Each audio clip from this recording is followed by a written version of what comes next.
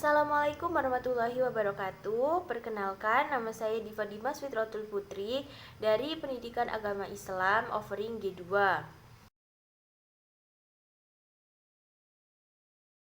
Di sini saya akan menjelaskan materi perihal korupsi. Hal pertama yang akan saya bahas yaitu pengertian korupsi. Nah, secara bahasa, kata korupsi ini tidak ada dalam Al-Quran atau bahasa Arab. Kata korupsi ini berasal dari bahasa Latin, yaitu corrumper, corruptio, dan corruptus. Kata korupsi ini dipakai dalam bahasa Indonesia yang berasal dari bahasa Belanda, yaitu corruptie, yang berarti curang dan jahat. Secara istilah, korupsi mempunyai arti yang bermacam-macam. Dan dalam Kamus Besar Bahasa Indonesia, korupsi berarti perbuatan busuk seperti penggelapan uang, penerimaan uang sogok, dan lain sebagainya. Nah, hal selanjutnya yang akan saya bahas yaitu ragam-ragam korupsi atau bentuk-bentuk korupsi. Nah, bentuk-bentuk korupsi ini ada 5. Yang pertama yaitu gulul atau penggelapan. Pada mulanya, gulul ini merupakan istilah untuk penggelapan harta rampasan perang sebelum dibagikan kepada yang berhak. Selanjutnya ada riswah atau suap. Istilah ini berasal dari kata rasya, yasru, riswah, yang berarti menyuap atau menyogok. Orang-orang yang menyuap disebut al-rashi, sedangkan orang yang mengambil atau menerima disebut al-murtashi. Nah, yang ketiga ini ada hadiah atau gratifikasi. Seperti yang sering kita dengar kata hadiah, dalam fikih Islam juga disebut hibah, yaitu pemberian sesuatu kepada orang lain atas dasar kerelaan dan tanpa mengharap sesuatu apapun selain ridho dari Allah Subhanahu wa Ta'ala. Nah, yang keempat ini ada sarikoh atau pencurian. Yang termasuk dalam kategori mencuri adalah merampok, merampas, mencopet, dan memalak.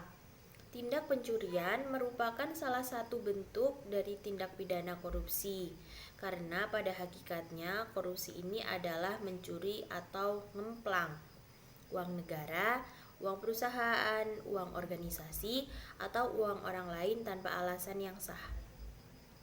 Dan yang terakhir ini ada khianah atau hianat atau kecurangan. Khianat adalah perbuatan tidak jujur, melanggar janji, melanggar sumpah, atau melanggar kesepakatan. Ungkapan khianat juga digunakan untuk seseorang yang melanggar atau mengambil hak-hak orang lain. Dapat dalam bentuk pembatalan sepihak perjanjian yang dibuatnya, khususnya dalam masalah muamalah atau transaksi jual beli dan transaksi perdagangan. Nah, selanjutnya saya akan menjelaskan tentang hukum korupsi. Seperti yang kita tahu bahwa korupsi itu adalah perbuatan yang negatif, sehingga semua kejahatan yang berkaitan dengan tindak pidana korupsi merupakan dosa besar. Dengan demikian, hukuman bagi para koruptor disesuaikan dengan modus kejahatan yang dilakukan. Misalnya, korupsi dengan modus mencuri atau menggelapkan dana negara, maka baginya berlaku hukum potong tangan jika barang atau uang yang digelapkan sudah mencapai satu nisa pencurian, yaitu senilai 94 gram emas. Hukuman lain bagi para koruptor adalah takzir atau hukuman. Mulai yang paling ringan berupa dipenjara, lalu memecatnya dari jabatan dan memasukkannya dalam daftar orang tercela, penyitaan harta untuk negara, hingga hukuman mati.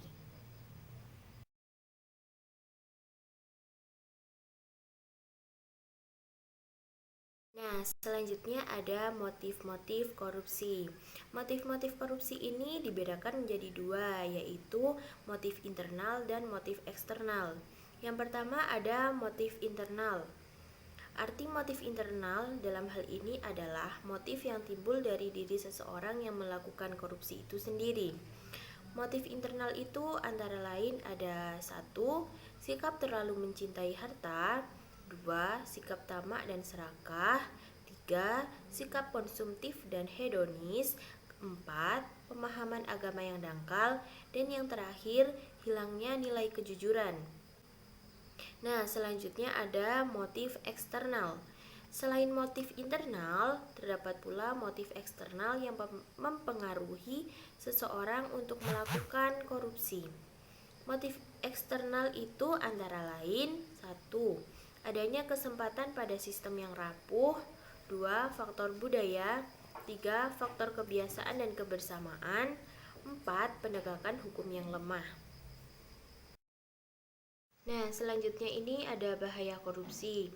Bahaya korupsi ini ada 6. Yang pertama, bahaya korupsi terhadap individu. Yang kedua, bahaya korupsi terhadap kehidupan generasi muda. Karena dengan adanya korupsi ini, generasi muda akan menganggap bahwa korupsi itu sebagai hal yang biasa. Sehingga bisa jadi pribadi mereka menjadi terbiasa dengan sifat tidak jujur tersebut. Nah, yang ketiga ada bahaya korupsi terhadap kehidupan masyarakat. Yang kelima ada bahaya korupsi terhadap birokrasi administrasi. Dan yang terakhir ada bahaya korupsi terhadap sistem perekonomian. Hal terakhir yang akan saya bahas yaitu upaya menumbuhkan budaya anti korupsi. Yang pertama ada budaya anti mencontek, plagiasi, dan titip absen.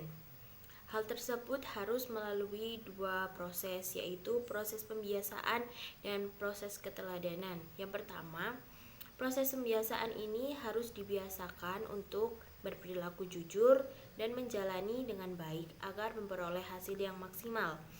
Proses yang kedua yaitu proses keteladanan. Hal ini harus kita lakukan dengan memiliki perilaku jujur, dan hal itu bisa terbentuk jika para pendidik juga memberikan keteladanan yang baik. Nah, upaya yang terakhir yaitu memegang teguh amanah.